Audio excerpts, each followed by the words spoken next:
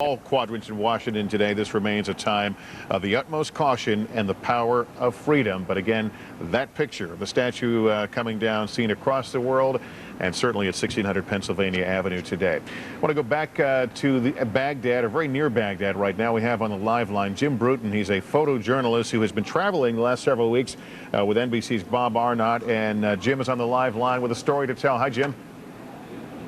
Hi, Lester. Yes, I'm with the 1st Battalion, 4th Marines out here in the outskirts of eastern Baghdad, and we're in an abandoned industrial section where we found 4 SA-2A missiles.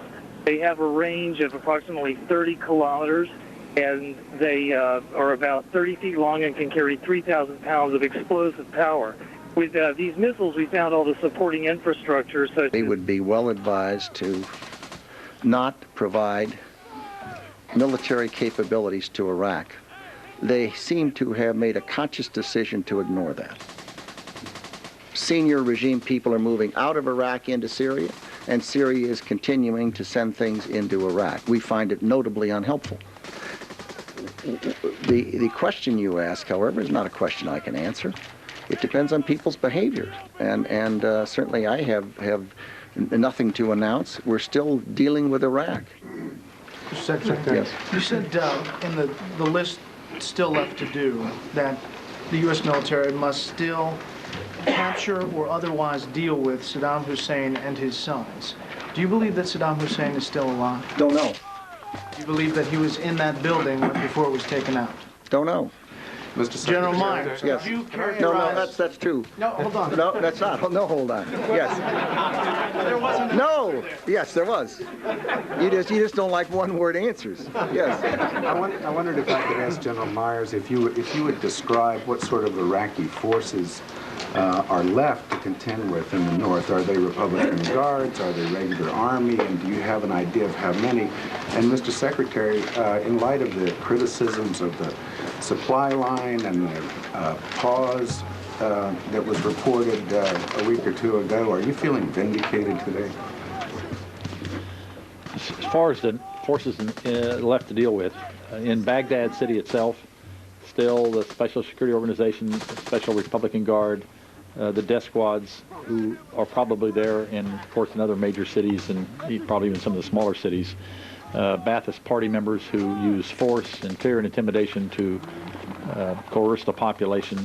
In terms of regular Army, there are about 10 plus regular Army divisions left in the north, and perhaps as much as 1 brigade of a Republican Guards division up there, an infantry division, that we think is still left in the north.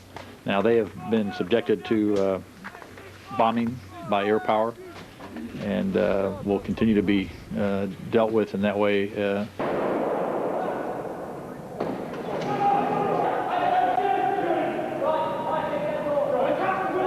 Now, like the soldiers and Marines on the ground, some residents remain concerned that Saddam loyalists are simply hiding and will come out to attack later. People from Saddam Hussein, but can the Iraqi people be saved from themselves? Having said that, there is no evidence anymore of any formalized resistance here.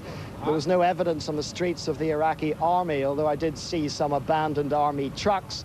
That tells me that the Iraqi army has melted away. Meanwhile, the mystery surrounding Saddam's whereabouts lingers on. Some reports indicate he's in hiding. His body has not been found in the bombed-out remains of a building where he and his sons were said to be meeting. You've said that you're not going to announce victory prematurely, but it almost sounds as if you're announcing the defeat with Tikrit still ahead of the Iraqi army. No, I don't mean to be. I think that it's important to recognize how exhilarated the Iraqi people who have been liberated must feel. I do believe that we're seeing, in the case of Baghdad, it is tipping. I mean, I think that that's a fair comment. It doesn't mean that it's over, and it most assuredly is not over, which is why I tried to properly balance my comment the way I did, saying that there's going to be some very tough days ahead. Is this a matter of weeks or months, and to what extent is You know I Tikrit don't do timetables. We don't have to.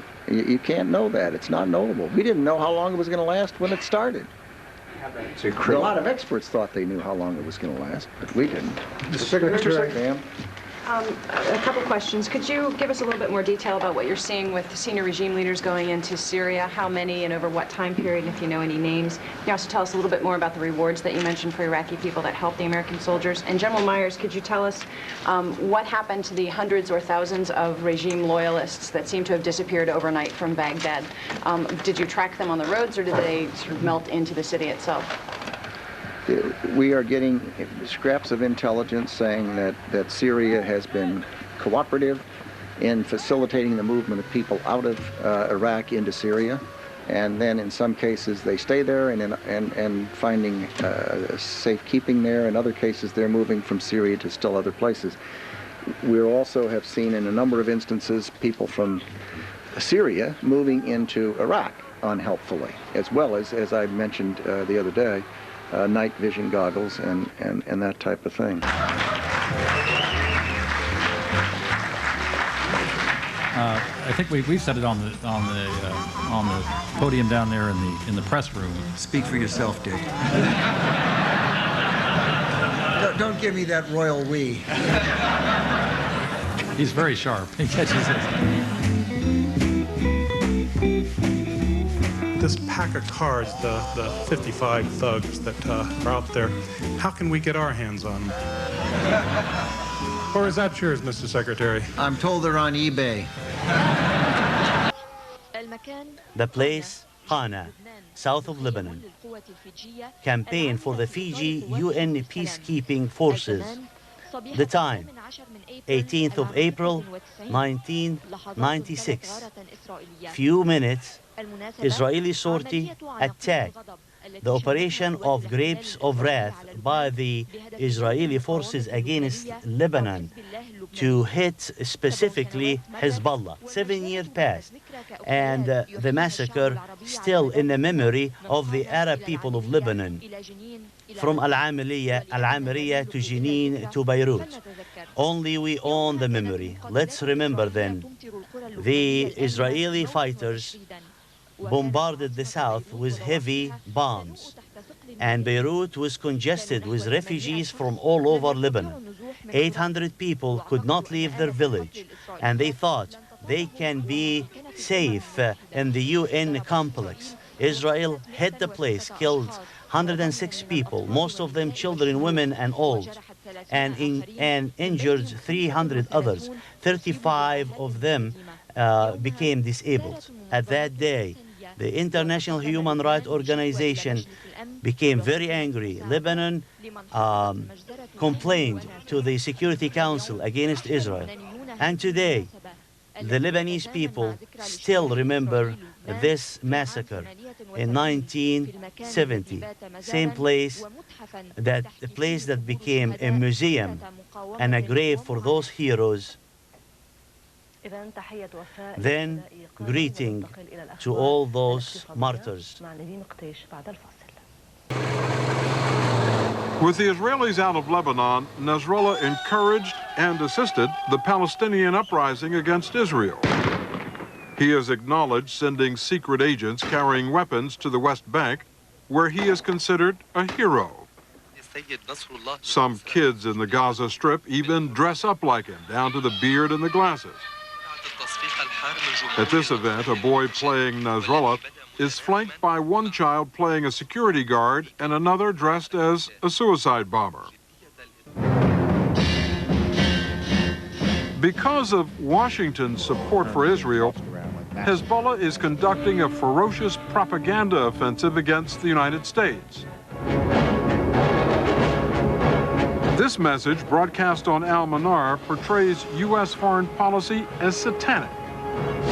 The image of the Statue of Liberty, a skull for her face, wearing a gown dripping with the blood of other nations. But even though he's one of the most powerful anti-American voices in the Middle East, he has no use for Saddam Hussein. In fact, he blames the U.S. for Saddam's rise. The U.S. provided political and military support to the Iraqi regime for decades. They created this mess. I don't believe Saddam alone should be held accountable. We should also go after those who supported him, like the American government. Sheikh Nasrallah has described war on Saddam as a satanic American Zionist plan to dominate the Arab world. What is satanic about removing Saddam from power? The United States isn't seeking democracy in Iraq, it's after the oil in Iraq. And that isn't exactly a humanitarian pursuit. The U.S. wants to impose its political will on Iraq and wants to impose Israel's domination in the region. Certainly these objectives are not moral objectives, in my opinion. In fact, we say they are satanic objectives. Ibrahim is, of course, Abraham in Islam, and he's considered, in a sense, also a father of the tribes that eventually became Islamic. So there is this strong bond between these faiths, and I believe it is possible to start looking at these bonds in terms of how are we to have dialogue between these faiths. I mean, I don't want to get too specific, but I mean, how do you do that in this time where there is so much division? How do you try to embrace or use history, in a sense, to embrace our commonality? Just as history divides, history can be used to bring people together. I know, and I've been part of rabbis and imams and Christian priests. Similarly, we have people like Osama bin Laden, who have used the Christians and the Jews as enemies. In fact, he exhorts his followers to go and kill Christians and Jews. So there's obviously a debate. It's a much more nuanced, sophisticated debate than very often we hear, which is simply the West versus Islam. It isn't like that. It's much more complicated, much more nuanced. Some hopeful words. I'm afraid we're out of time, but it was really interesting to hear your perspective. I appreciate you joining us, Akbar Ahmed. Thanks very much for coming in. Critical things that happened in the, just the days and weeks up to the war.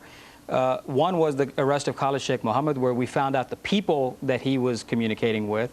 The second was the arrest of his money man and technical expert, Yasser al-Jaziri, where we were able to break into the computer and actually disassemble their entire financing network around the world. And the third was the capture of some of the lesser al-Qaeda people that were starting to pass the messages out to other people. So the point I'm simply making to you is that we have now not only taken away their infrastructure, but we have also stopped in Baghdad the issuing of false passports and things of that nature. I want them here tomorrow. I want them to investigate Toronto tomorrow.